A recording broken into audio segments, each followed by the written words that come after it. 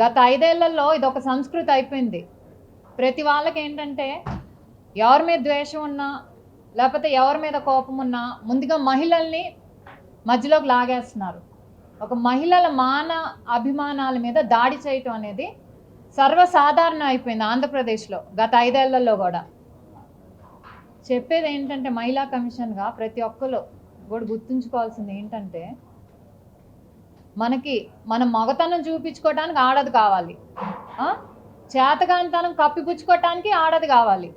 అలాగే రాజకీయంగా ఒకరి మీద ఒక ద్వేషం ఉంటేనో ఒక పార్టీ మీద ద్వేషం ఉంటేనో వాళ్ళని కించపరచాలంటే ఆడవాళ్ళని, అలాగే నాయకులు ఆడవాళ్ళని మధ్యలోకి తీసుకొస్తున్నారు. ఇది ఎంతవరకు సమంజసం? ఏం తప్పు చేశారు?